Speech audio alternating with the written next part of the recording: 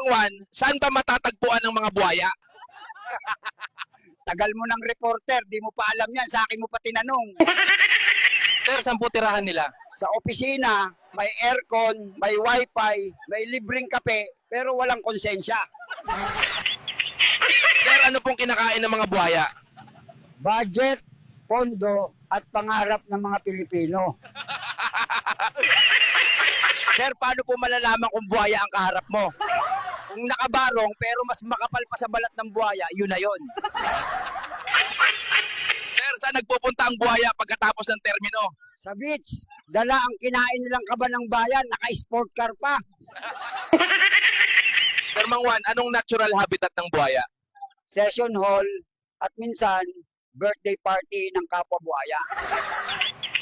Sir Mang Juan, may alam po ba kayong buhayang mabait? Meron. Yung natalo sa eleksyon. Sir Mang Juan, ilang taon po nabubuhay ang buhaya? Depende hanggang sa maubos ang pondo. Sir Mang Juan, natutulog bang buhaya? Hindi. Dahil sa daming sabong na hit nila. 24/7, dilat ang mata. Sir Mang Juan, anong itsura ng buhaya kapag gutom?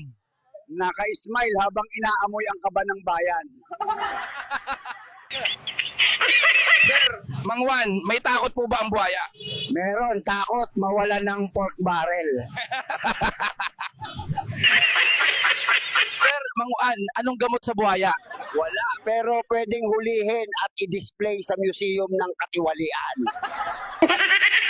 Sir Mang Juan, paano po dumadami ang buhaya?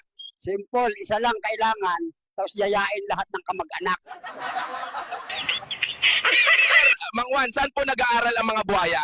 Sa University of Corruption, may kurso silang Kurakot 101. Sir Mang Juan, bakit po malalaki ang tiyan ng buhaya? Kasi busog sa budget, pero gutom sa prinsipyo. Sir Mang Juan, lumalangoy din po ba ang buhaya? Oo, sa kaban ng bayan.